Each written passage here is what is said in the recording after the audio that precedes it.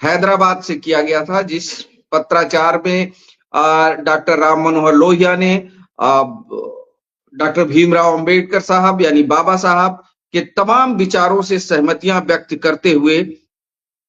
उनसे मिलने की इच्छा जताई थी और उनके साथ जुड़कर बातचीत की थी। इस डॉक्टर लोहिया और डॉक्टर भीमराव अंबेडकर के बाद कम से कम 10 पत्रों का जिक्र है, दस्तावेजों में, इतिहास में उपलब्ध मिलता है, जिसमें बहुत विचार से बात कही गई थी। और डॉक्टर लोहिया ने तो यहां तक कहा था कि गांधी के बाद अगर देश में कोई समानता का चिंतक पैदा है या उनके बराबर का है, वो डॉक्टर भीमराव अंबेडकर है। ऐसा दस्तावेजों में दर्ज है, ये सिर्फ मेरी जबानी बात नहीं है। लेकिन एक बात जो कॉमन निकल कर आई थी उस जमाने में डॉक्टर भीमराव अंबेडकर और डॉक्टर राम मनोहर लोहिया के बीच,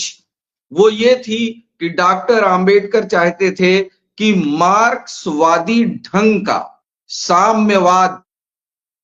स्थापित किया जाए, जिसमें ऊंच नीच, जाति, धर्म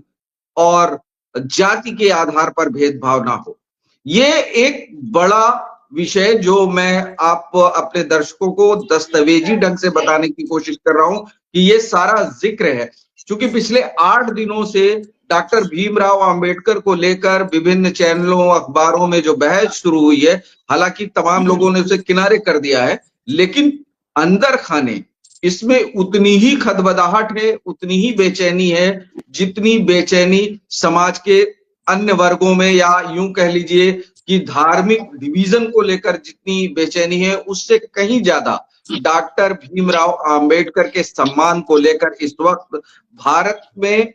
के cross the India, pan India यूं कहिए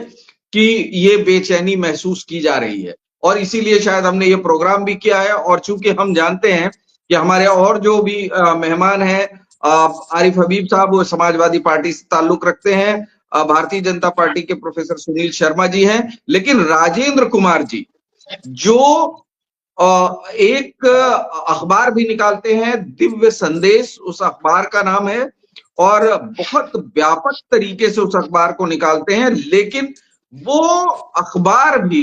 डॉक्टर भीमराव अंबेडकर के विचारों के इर्द गिर्द रहता है। यानी उनके अखबार में हाशिए पर रहने वाले लोगों की या असमानता करने वाले लोगों की खबरें ज्यादा प्रमुखता से मौजूद रहती हैं। इसके लिए वो कई बार सत्ता शीर्ष के और अफसरों के कोप के भाजन भी बनते हैं। इसलिए मैंने आज उनको भी बुलाया है।